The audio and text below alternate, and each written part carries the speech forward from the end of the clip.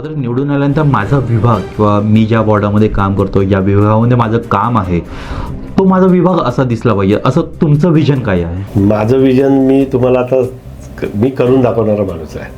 मी नुसतं ते गप्पा लोक आतापर्यंत गप्पाच ऐकत आलो, मी असं करेन, मी तसं करेन, मी तसं करेन. माझी तर इच्छा आहे मी असं विभागात काम करीन की मला नरेंद्र मोदीजी बोलवतील. इथपर्यंत माझी दखल घेतली जाईल. म्हणजे मला असं काहीतरी करायचं आहे. मला नुसतं नगरसेवक नाही व्हायचं, मला माझं नाव माझ्या पक्षात वरिष्ठांनी घेतलं पाहिजे. अरे तो वॉर्डमध्ये कोण आहे, म्हणजे इथपर्यंत माझं त्या वॉर्डमध्ये काम करण्याची इच्छा आहे. तर म्हणजे महिन्यातून एकदा तरी असे कॅम्प्स ऑर्गनाईज करायचे ज्याच्यावर त्यांना अवेअरनेस म्हणजे पर्सनल हायजीन किंवा इतर स्वतःच्या हेल्थची रिलेटेड असं काही म्हणजे योगा किंवा त्यांच्यासाठी वेगवेगळं असं काही ऑर्गनाईज करायचं ज्याच्यानी त्यांच्यामध्ये अवेअरनेस निर्माण होईल असं कर स्वतःच्या आरोग्यासाठी. त्या हप्त्यात ना ते लोक वाट बघतील ती डेट कधी येणार आहे, म्हणजे राखी कधी येणार आणि आमच्याशी त्या गोष्टीची खेळ किंवा कुठची चर्चा किंवा काय शिकवणार, या हप्त्यात काय शिकवणार, अशी लोकांना आस लागली पाहिजे. असं करणार आम्ही, म्हणजे लोकांनी आमची वाट बघितली पाहिजे. असं आमच्या विभागात स्कूल, कॉलेज, मेडिकली एक 5 हॉस्पिटल्स माझ्या विभागात आहे. या सगळ्या विभागाच्या आजूबाजूला हे अंमली पदार्थ विकले जातात. आता हे कितपत योग्य आहे, हे किती वर्षानुवर्ष चालत आलं आहे. आता हे बंद होणं गरजेचं आहे. जे आता रोडवर ऑथोराइज स्टॉल वेगळे, म्हणजे जे सिगरेट विकतात किंवा अंमली पदार्थ विकतात, हे काही एक सोय तर अनलिगली जे स्टॉल ते सगळे बंद करणार, म्हणजे बंद करणार.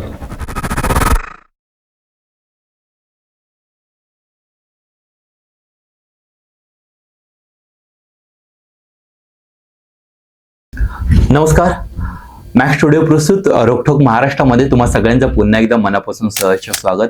आज रोकठोक महाराष्ट्रामध्ये एक खास विशेष व्यक्तिमत्व आपल्यासोबत आहे, ज्यांच्यासोबत आपण आज गप्पा मारणार आहोत.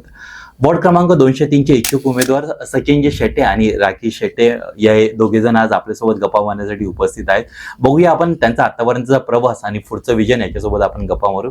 नमस्कार सचिनजी. नमस्कार राखीजी. मनापासून सहर्ष स्वागत आपलं. तर अर्थातच तुम्ही प्रभाग क्रमांक 203 साठी इच्छुक उमेदवार आहात. तर सगळ्यात अगोदर तुमची बेसिक्स माहिती, म्हणजे आपण बालपणापासून सुरुवात करूया. सर मी तुमच्याकडे मी सगळ्यात पहिल्यांदा येईल. सर मी तर परळला जन्मलो, लहानाचा मोठा परळमध्ये झालो. म्हणजे जेव्हापासून आपण परळला मी जेव्हा ओळखतो तिथपासून नगरसेवक बघतच आलो आतापर्यंत. तुमचं शिक्षण किंवा शाळा? त्यानंतर शिरोडकर हायस्कूलला मी 10वी केली 85. त्यानंतर ITI ला होतो, मुलुंड ITI केला, वेल्डर हा कोर्स केला. त्यानंतर प्रवास जो चालू झाला, मग वेल्डर मी दुबईला लास्ट एक 6 वर्ष तिथे जॉबला होतो.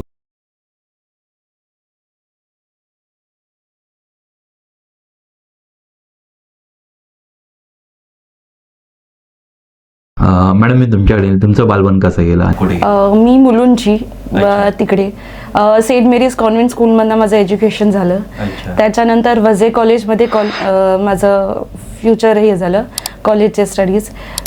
कॉलेज डे स्कूल डेजपासून मी स्पोर्ट्समध्ये एकदम हे होती, फॉर्मर नॅशनल लेवल प्लेअर आहे लॉंग जम्प आणि ट्रिपल जम्पमध्ये. मतलब खूप सुंदर पद्धतीने आणि ऍक्टिव्ह पद्धतीने तुम्ही ऍक्टिव्ह स्टुडंट होतात. ओके. अर्थात सर मी तुमच्याकडे पुन्हा एकदा येईन. बालपण गेल्यानंतर आपण तरुणात प्रवेश करतो, एक नवीन ऊर्जा असते, नवीन जोश असतो. तो त्या तरुणाई त्या आतापर्यंतचा तुमचा प्रवास तो कसा सांगाल तुम्ही? ITI केला, त्यानंतर मी जॉबला इथे तिथे खूप वेल्डिंगमध्ये खूप प्रकार आहेत. ते मी प्रत्येक माध्यमातून गॅब्रिएलला होतो, क्रॉम्प्टन ग्रीव्जला कामाला होतो, व लास्ट मोरारजीला होतो. म्हणजे प्रत्येक ठिकाणी मी वेगवेगळे वेल्डिंग, म्हणजे वेल्डिंग एकच नाही, खूप वेल्डिंगचे प्रकार आहेत, ते सगळे मी शिकलो. त्यानंतर मी दुबईला गेलो. ते सगळं हे जे शिकलेलं कामाला मला दुबईला आलं.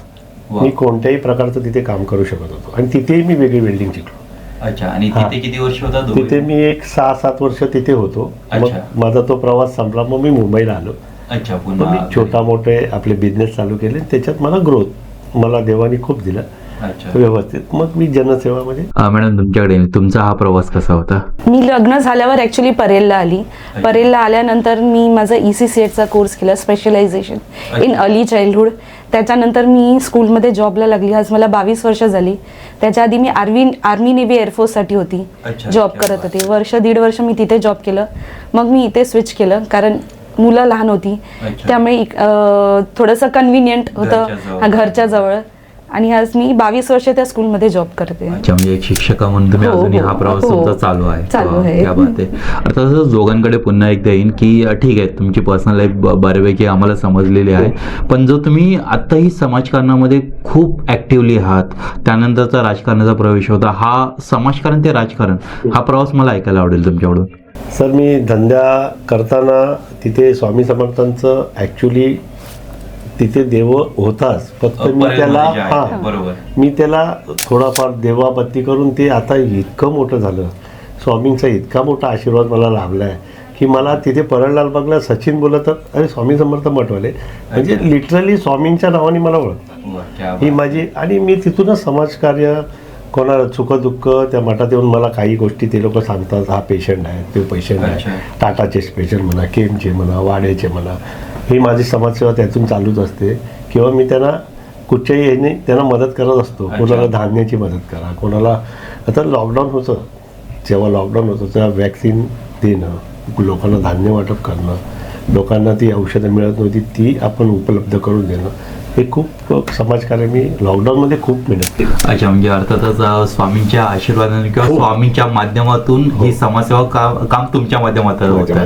वा, क्या बात आहे. स्वामींनी करून घेतलं. अच्छा, स्वामी करता करविता शेवटी तोच आपण म्हणतो, बरोबर आहे. पण हे सगळं समाज करताना राजकारणामध्ये तुमचा कसा प्रवेश झाला किंवा कोणत्या पक्षासोबत कसे जोडले गेलात? कसं होते, कधी कधी आपली कामं आपली होत नाही, मग राजकारणात येणं गरजेचं असते. अच्छा, हा कोणाची तरी बॅकबोन आपल्या पाठी कोणतरी उभा असावा जो माझ्यासाठी कुठेतरी फोन करेल. बरोबर. मग त्या माध्यमातून मी पहिला शिवसेनेमध्ये मी ऍक्टिव्ह नव्हतो, पण इंटरव्ह्यू दिली ना तिथे 1 नंबरला मी होतो, कारण माझे हे जे कार्य हे मला तिथे फळायला येणार होतं. वा, मग तिथे माझं काम नाही झालं, मी खूप दुखावलेलो. मग लोकांनी मला सांगितलं तुला करायचं बीजेपी आता कायच नाही, तू तिथे डेव्हलप कर. तेव्हा परळ लालबागला बीजेपीचं एवढं प्राबल्य नव्हतं. बरोबर, कारण की आम्ही लहानपणापासून शिवसेनाच बघितली, शिवसेना बहुलच विभाग शिवसेना बघितली. तर मग आम्ही त्या पक्षामध्ये परत चल तो पक्ष आपण मोठा करू, आणि आज इतका मोठा झाला ना, आज रेस चालू आहे तिथे सीटसाठी. असं मॅडम, या सगळ्यांसोबत तुमचा वाटा कसा होता? या सगळ्या समाजकारण असेल किंवा राजकारण असेल, तुमचा वाटा कसा होता? ॲक्च्युली ह्यांच्या मार्फत आम्ही बरेचसे प्रोग्राम्स केलेत. म्हणजे कोविडमध्ये जेव्हा अवेलेबल नव्हता काही गोष्टी लोकांना, एकदम त्यांच्यासाठी आम्ही धान्य वगैरे वाटप केलेत. ते वॅक्सिन्सचे कॅम्प्स ऑर्गनाईज केलेत. ॲम्ब्युलन्स आम्ही, म्हणजे लोकांना त्यावेळी अफोर्डेबल नव्हतं कारण जॉब नव्हते, पगार वगैरे त्यांचा प्रॉब्लेम होता, परत मेडिकल इश्यूज होते. मग तेव्हा आम्ही 2 ॲम्ब्युलन्स पण डोनेट केलेल्या, आणि हे सगळे काम करायचे त्यांच्या पाठीशी मी नेहमी बरोबर, त्यांच्याबरोबर नेहमी सगळ्या कामात असायची. म्हणजेच सर फक्त प्रत्येक यशस्वी पुरुषाच्या वाणी एका स्त्रीचा हात असतो आणि तो तुमचा होता, म्हणून सरांचा आजपर्यंतचा प्रवास हा इतका सुंदर असा झालेला आहे. तर तुम्ही आता इच्छुक उमेदवार म्हणून या ठिकाणी आपण आलेला आहात, पण आपल्या माध्यमातून जी तुम्ही आता कामं सांगितली त्या व्यतिरिक्त आणखीन कोणती कामं तुम्हाला हायलाईटपणे सांगता येतील किंवा तुम्ही सांगू इच्छिता की ही कामं आमच्या माध्यमातून झालेली आहे आणि त्याचा लोकांना फायदा खूप झालेला आहे? आधार कार्ड कसं पोस्टात जाणं, हे करणं ते करणं लोकांना. पण मी बरेचसे कॅम्प मठामध्ये लावतो गुरुवारचे. अच्छा, कोणाचे डोळे चेकअप, आता टीबीचा कॅम्प चालू. टीबीचा कॅम्प आतापर्यंत कोणी नाही घेतला. अच्छा, तो ह्या त्या लास्टच्या गुरुवारी होता. मी एक्सरे मशीन सुद्धा आणली टीबीची. त्याला एक असा पडदा लावून पॅक केला, आणि तिथे कसं लोक हॉस्पिटलला जायला घाबरतात, आणि आमच्या माध्यमातून लोक खूप एन्जॉय करतात. म्हणजे प्रत्येक याला माझ्या कार्यक्रमाला गर्दी असते. टीबीला पण खूप लोकांनी तिथे, म्हणजे स्वतः हॉस्पिटलला जाऊन कधी चेक नाही करणार, पण इथे लोकांनी चेक केला. एक्सरे पण बरेच जणांनी काढले. आभा कार्ड म्हणा, महिलाचं आता ते लाडकी बहीण योजना, लाडकी बहीण, नंतर आपलं पॅन कार्ड असेल, काय असेल ते माझ्या कॅम्प प्रत्येक 2 गुरुवारी काही ना काय चालूच असतं.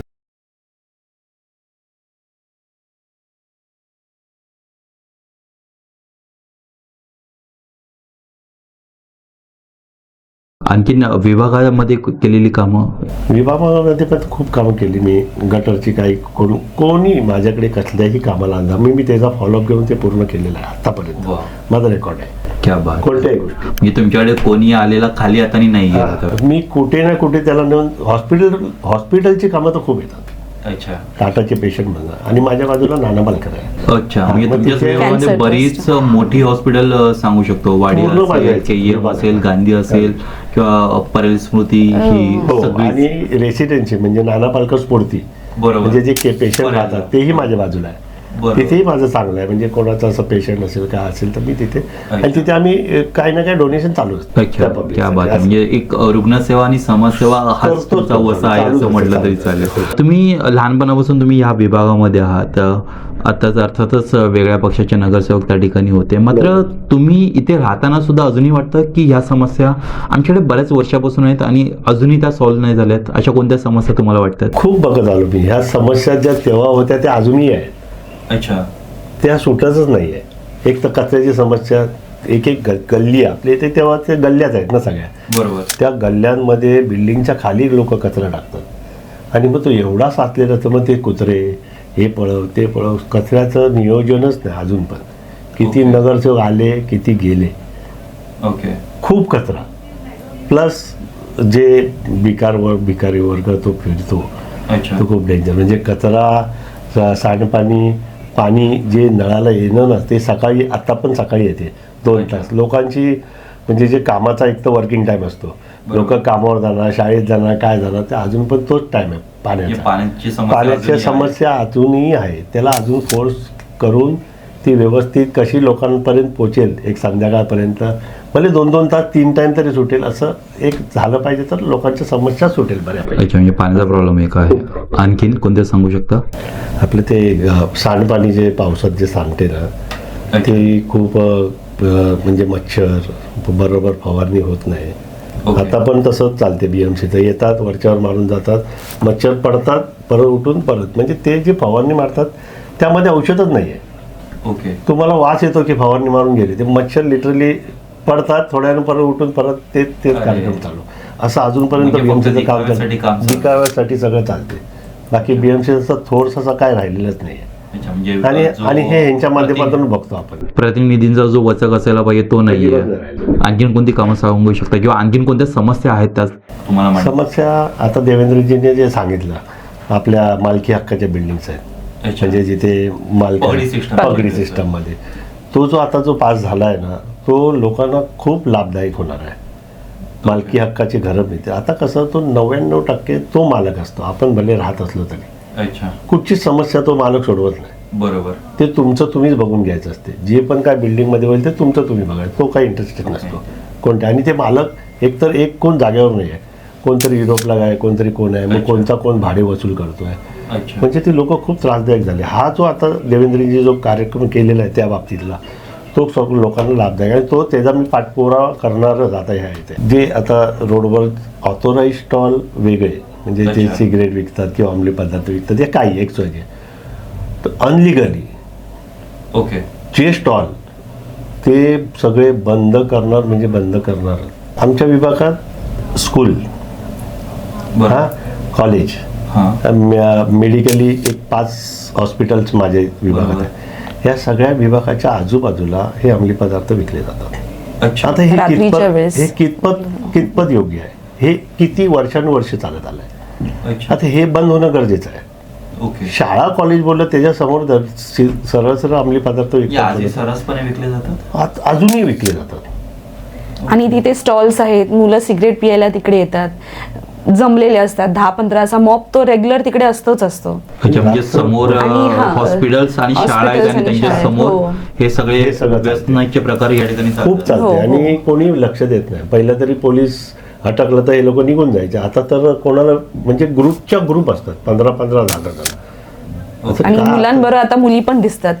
खूप दिसतात. त्यामुळे जर हे स्टॉल्स बंद झाले तर मे बी मुलांवर जो हा परिणाम होतोय, अच्छा. जे एकमेकांना बघून ह्यांना बरोबर. हा ते बंद होऊन जाईल. त्यामुळे हे बरोबर. म्हणजे अगदी शाळेच्या समोर किमान हां, हां. नसले पाहिजे किंवा रुग्णालयांच्या परिसरात नसलं परिसरात पाहिजे. नसावे, हो. असं तर त्याचा आपण- ऑलरेडी समाजाला त्रास आहे आणि हो. लहान मुलं जे पाहतात तेच करतात हो. आणि त्याचा त्रास हा नक्कीच नक्कीच होत होईल. असेल. आणि चांगल्या चांगल्या सोसायटीच्या खाली दुकान आहेत. अरे ओके. उतरताना आमचे समजा आता लेडीज येतात जातात, हे लोक सरळ त्यांना काय फरकच नाही. अच्छा. अशी पिढी आता लिटरली ह्या अंमली पदार्थांनी फुकट गेली. मी असं वाटतं की ह्या सगळ्यांमुळे महिलांच्या सुरक्षिततेचा प्रश्न आहे, लहान मुलांच्या सुरक्षिततेचा प्रश्न असं वाटतं. होऊ शकतो, 110% होऊ शकतो. नक्कीच या समस्या विभागामध्ये तुम्ही मांडल्यात, खूप छान पद्धतीने मांडल्यात. जर समजा तुम्ही आता इच्छुक उमेदवार आहात, जनतेने तुमच्या बाजूने कौल दिला, तर ह्या ज्या समस्या आहेत त्या तुमच्या माध्यमातून कशा सोडवल्या जातील किंवा काय धोरण तुम्ही मांडाल? ह्याचा योग्य पद्धतीने मी नक्कीच पाठपुरावा करेन. 100% ह्याच्या बंद करण्याचे किती कोणाकडे जावं लागेल, काय लागेल, या काही करावं लागेल, तर मी ह्या बंद तर करणारच. ह्या समस्या लोकांनी माझ्यापर्यंत आतापर्यंत आल्या आहेत, पण ते थोडक्यापुरती बंद होतात, परत 2 दिवसांनी चालू थोड्या होतात. दिवसांनी परत चालू होतं. हा कायमस्वरूपी कसा बंद होईल ह्याचा पाठपुरावा तर मी करीन झाल्यानंतर, इतकं 100%.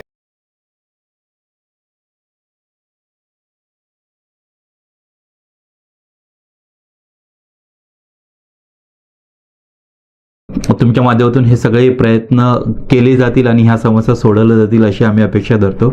मात्र ज्यावेळेला तुम्ही पाहता की हे तुमचे प्रॉब्लेम सॉल्व्ह झाले, मात्र निवडून आल्यानंतर माझा विभाग किंवा मी ज्या वॉर्डामध्ये काम करतो, या विभागामध्ये माझं काम आहे, तो माझा विभाग असा दिसला पाहिजे, असं तुमचं विजन काय आहे? माझं विजन मी तुम्हाला आता मी करून दाखवणारा माणूस आहे.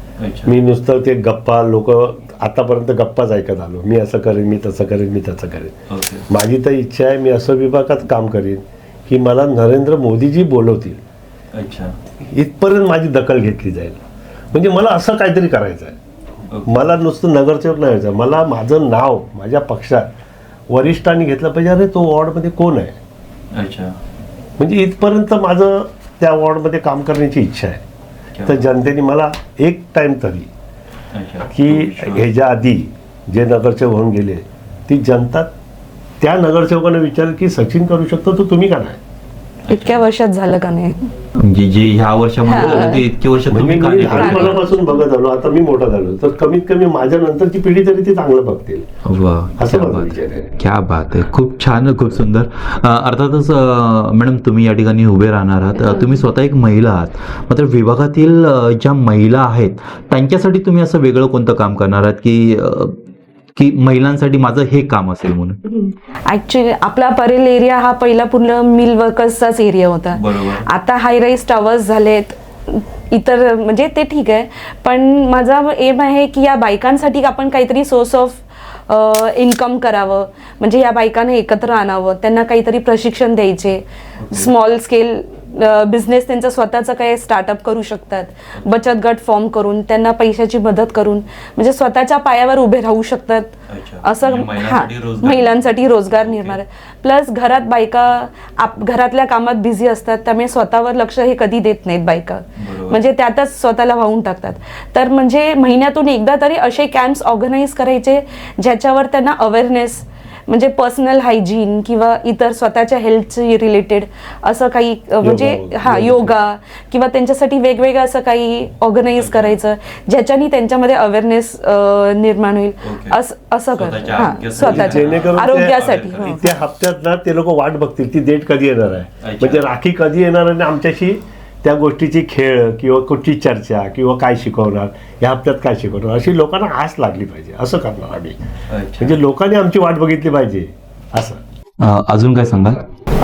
माझी एक इच्छा आहे की सिनियर सिटीजन्ससाठी एक ज्येष्ठ नागरिकांचा कट्टा एक असावा, जिकडे त्यांच्यासाठी काही योगा किंवा हेल्थशी रिलेटेड काही अवेअरनेस वगैरे ते होईल. कारण आजकाल मुलं सगळे बाहेरगावी जातात जॉबसाठी किंवा कॉर्पोरेटमध्ये आहेत, त्यामुळे ते वर्कलोड आहे, ते टायमिंगवर घरी नसतात. सिनियर सिटीजन्स एकटे असतात, ते डिप्रेशनमध्ये जातात वगैरे. त्यामुळे एक असा कट्टा असावा जिथे त्या एका एज ग्रुपचे लोक एकत्र यावे आणि त्यांच्यासाठी काहीतरी म्हणजे आपण ऑर्गनाईज करावं. योगा म्हणजे हेल्थशी रिलेटेड वगैरे इतर काही कॅम्प्स अवेअरनेस वगैरे ते करावं, ही एक इच्छा आहे त्याच्याबरोबर.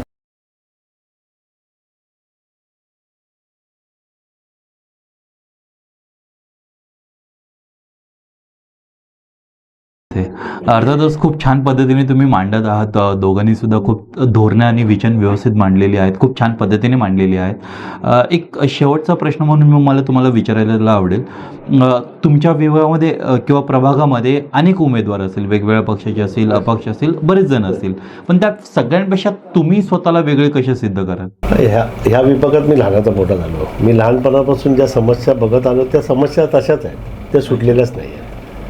खूप साऱ्या समस्या आहेत. ते ह्यांना वाटतं की आपण 5 वर्षामध्ये खूप सारं काम केलं लोकांचं म्हणून. ती लोकांची कामं झालेली नाही. खूप बघत आलो, खूप म्हणजे खूप समस्या आहेत आत्तासुद्धा. त्या मी ह्यांना निदर्शनात निवडून आल्यानंतर दाखवणार की कुठच्या समस्या नुसतं गटर वॉटर मीटर केलं म्हणजे समस्या सुटत नाही. लोकांना पण विभागात समस्या असतात, त्या सोडवण्याचं मी खरोखर घराघरात जाऊन सोडवण्याचा प्रयत्न करेन, अशी माझी इच्छा. असं मी वेगळी कामं करेन की ती वेगळी हटकेच असतील. आपल्या एरियामध्ये मिल वर्कर्स असल्यामुळे जास्त करून एवढे फायनान्शियली स्ट्रॉंग नाही आहेत. काही जे आहेत अंडर प्रिव्हिलेज मुले जे बाहेर अफोर्ड नाही करू शकत क्लासेसला जायला वगैरे, तर आम्ही एक ऑर्गनायझेशन असं हे करू किंवा नाईट स्कूलसारखं जिकडे टीचर्स असतील जे मुलांना जे अफोर्ड नाही करू शकत क्लासेसला जायला, तर मुलांना तिकडे म्हणजे एका रूफ खाली त्यांना शिकवू. हां, ते करायचं एक आहे. प्लस हेल्थ वाईज खूप आहे. हॉस्पिटल्स बरेचसे एरियामध्ये आहेत. हॉस्पिटल वेस्ट लोकांना राहायला जागा नाही आहे. आउट स्टेशनवरनं लोक येतात, फुटपाथवर राहतात. त्यांचा जो मेडिकल वेस्ट आहे तो रस्त्यावर पडलेला असतो. हायजीन नाही आहे. तर मग ते स्वच्छता वगैरे म्हणजे त्यांच्यासाठी एक वेगळं म्हणजे अवेअरनेस त्यांच्यामध्येही, आणि डस्टबिन्स वगैरे तिकडे की बाबा हा सगळा डिस्पोज तिकडे व्हावा सगळं. म्हणजे ते एक इच्छा आहे, ते सगळं आम्ही करून दाखवू. आपले ते 3-4 मैदान आहेत, पण मैदानात आता समजा वॉकला गेलो आपण तर डायबिटीज पेशंटना एक टॉयलेटचा इश्यू तर असतो, सगळ्यांना माहीत आहे. बरोबर. काही मैदानात तर टॉयलेटसुद्धा आहे, त्याची साफसफाई नाही, पाणी नाही, बेसिन नाही, तिथे कोण बघतच नाही. कोणती मैदान आहे? माझ्या इथे नरेपार मैदान आहे, कामगार मैदान आहे, लाल मैदान आहे, एक गोदरेज ग्राउंड म्हणून मैदान आहे. ओके. अशी 5 ते 6 मैदान. हो, आणि एक ते भालचंद्र महाराजचं मठ आहे ते मैदान, लाल मैदान. अच्छा. एवढी, पण तिथे टॉयलेटची व्यवस्था तर माणूस जाणार कुठे? अच्छा. मैदान आहेत मात्र ज्येष्ठ नागरिक खूप ज्येष्ठ नागरिक खूप वॉक करतात. म्हणजे मी स्वतः वॉकला जातो ना, मी बघतो ना, त्यांची खूप हालत होते पण टॉयलेट. मग कोणी कुठे, आता साहजिकच आहे, पण कधी आम्ही BMC कंप्लेंट केली तर पाण्याचा इश्यू आहे, बेसिन तुटलेलं आहे, कोणी नळच नेले आहे. म्हणजे तिथे जर केअरटेकर तुम्ही देणार नाही तर त्या टॉयलेटचं केअर कशी होणार ना? मेंटेनन्स बांधलं सोडलं असं नाही होत. त्याला तुम्ही पालन पोषण करा, म्हणजे दत्तक घ्या, नाही तर कोणाला तरी दत्तक द्या, तर तो मनुष्य तरी ते करेल. म्हणजे तुम्हाला नाही होत तर ठीक आहे, दत्तक द्या, आम्हाला द्या दत्तक, आम्ही घेऊ, आमची मैदानं आहेत तर, आणि आम्ही करू डेव्हलप. तुम्हाला नाही होत तर आम्ही दत्तक घ्यायला तयार आहे, कारण त्याच्यावर मुलांचं फ्युचर आहे. मैदान हा हवं आहे. मैदानात मुलं उतरली तर तो मोबाईल सुटेल. आजकालची मुलं मोबाईलशिवाय राहत नाही. आजकाल मुलं सगळे मोबाईलच घेऊन असतात. अगोदर जसे मुलं खाली मैदानात खेळायला उतरायचे हे नाहीच आहेत. मुलं पूर्ण मीडियामध्येच पूर्ण वेळ स्वतःला एनग्रॉस करून घेतले. तर म्हणजे ग्राउंड्स आपल्याकडे बरेच आहेत, पण तिकडे असं काय ऑर्गनाईज होत नाहीत. म्हणजे आपण वेगवेगळे म्हणजे दर महिन्याला काही ना काही कॉम्पिटिशन्स जर ऑर्गनाईज केलेत तर मुलं मोबाईल सोडून तिथे पार्टिसिपेट करतील. म्हणजे ते एक मुलांचा माइंड डायव्हर्ट होईल. असं हेल्थवर थोडंसं फोकस राहील. मोबाईलच. हो, सोशल मीडिया. मैदानात अजिबातच येत नाही. आम्ही जे खेळ खेळलो हे मुलांना नावं पण माहीत नाहीत त्याची. त्यामुळे एवढी मैदान आहेत पण तिथे काय होत नाहीत. तर मग वेगळे असे ऑर्गनाईज स्पोर्ट्स इव्हेंट्स वगैरे असे ऑर्गनाईज करायचे जेणेकरून मुलं सगळे उतरतील मैदानात. म्हणजे हेल्थवर पण थोडंसं फोकस राहील. स्वामी समर्थ मठाचा ह्याच वर्षी मी एक करिअर शिबिर घेतलेला होता. 450 मुलांना मी चांगल्या क्वालिटीच्या बॅगा दिल्या. ओके. इतकी मुलं खुश होती, म्हणजे त्यांचा चेहरा सांगत होता की अशी बॅग जी दिली ती मी कोण देतात, पॉलिटिशियन लोक देतात, ठीक आहे, ते कोण कुठून तरी आणलेले असतात, आपलं काही क्वालिटी, पण माझं जे असते स्वामी समर्थांचं नाव करण्यात आलं पाहिजे त्या हिशोबाने जी क्वालिटी होती. आणि तो मार्गदर्शन जे सरांनी केलं, इतकं छान मार्गदर्शन होतं. 450 ते 500 मुलं आलेली पालकांच्या माध्यमातून बॅग आणि करिअर गायडन्स केलं, प्लस त्यांना तिथे जेवण देऊन घरी सोडलं. वा, क्या बात आहे. अर्थातच स्वामींचा आशीर्वाद तुमच्यावरती आहे आणि तुमच्या माध्यमातून हे सगळं सामाजिक काम होत आहे. खूप छान. म्हणजे माझा छोटा विषय होता, लोकांच्या ते निदर्शनातच येत नाही. किती वर्ष आज मी बघतोय त्या मैदानात नुसते गणपती बांधतात, गणपती जातात, दरवर्षी गणपती येतात, दरवर्षी जातात. नरेपाक Central सेंट्रल railway. ग्राउंड खूप मोठं ग्राउंड आहे दरवर्षी. आणि दरवर्षी जे कामगार येतात ना बिचारे, त्याचे 5 महिने असे त्या झुंजतात त्या गणपती बनवतात. त्यांचा हेल्थकडे बिलकुल लक्ष नसते. तर ह्या टायमाला मला एक कल्पना सुचली की ह्यांच्यासाठी योगा करावं. ओके. त्यांना मॅट द्यावी, कारण ते लोक कुठून, ते लोक बिचारे रोजीवर काम करतात. हातावरती तर मग- बोटं हा लोक आहेत. तर मग मी मॅट योगा असा एक दिवस ठरवला, योगा टीचर बोलवल्या अच्छा. आणि चित्राताई त्यावेळेला तिथे होत्या. त्यांच्या वा. मार्गदर्शनाखाली तो मी योगा कॅम्प घेतला. इतका छान, म्हणजे ताईनं पण इतकं आवडला की हे तुला सुचलं कसं. वा. मी बोललो ताई हे लोक कुठे योगा करणार, बरोबर. हे लोक रात्रंदिवस काम करतात, ह्यांचं हेल्थ इतकं खराब होत चाललं आहे की ते मला दिसते. मी तिथे असतो, आज ह्याला ताप आला, आज त्याला ते आलं, कारण मी त्यांची केमची व्यवस्था त्या मुलांची मी करतो. अच्छा. त्याला कुणाला पण काय झालं ना तिथे तर मीच नेतो त्याला केममध्ये वगैरे. ओके. तर मी बोलले योगा शिकवू, कधीतरी कोणतरी 50 जण 4-10 जरी केले तरी आम्ही सरळ झालो. बरोबर. असं माझं एक त्याच्यात उद्देश होता, बाकी काय उद्देश नव्हता. क्या बात आहे. ज्यांच्या हातातून गणपती घडतात त्यांच्या कामगाराला आरोग्याला तुम्ही हातभार लावला तसं म्हणावं लागेल. कारण ते त्यांची लाईफ राहिली तर अजून गणपती बनतील. बरोबर. क्या बात आहे. आणि अर्थातच आपला परळ असेल, लालबाग असेल, हा आणि आपला तो गणपतीचा आराध्य दैवत आहे ना. आणि गणपतीचा आशीर्वाद नक्कीच आपल्या विभागावरती आहे. आणि मी परळचा राजा विश्वस्त आहे, लाल मैदानाचा विश्वस्त आहे. वाव. हा 2 गणपती तर माझ्या एकदम मोठे आहेत परळमधले. क्या बात. तिथे मी विश्वस्त आहे, प्लस स्वामी समर्थ मठाचा मी अध्यक्ष आहे. क्या बात. असे सगळं माध्यम माझं सगळ्यांना फेवर करायचा किंवा सगळ्यांना मार्गदर्शन करायचं, सगळ्यांना मदत करायचं, हेच सगळं. वा. छान, खूप छान, खूप सुंदर. म्हणजे सामाजिक कामं आपल्या माध्यमातून होत आहेत. अर्थातच तुमचा जनतेचा विश्वास तुमच्यावरती आहे, हे कसं सांगाल? सर आम्ही लहानाचे मोठे 40 झालो, बरोबर. आम्ही जनतेबरोबर झालो. ती जनता अजूनही तिथेच आहे आणि आम्ही पण तिथेच आहे. त्यामुळे जनताचा विश्वास आमच्यावर 100% असेल असं मला तरी वाटतं. म्हणजे हाच जनतेचा विश्वास तुमच्या Yes. पाठीशी आहे. कारण मी त्यांच्यातून आहे क्या आणि मी अजूनही त्यांच्यात राहतो आणि ह्याच्यानंतरही त्यांच्यातच राहणार. क्या बात. हां, लोक इथून सोडून गेली, कुठे कुठे गेली, सगळे पैसे कमवले, हा माझा एमच नाही पैशाचा.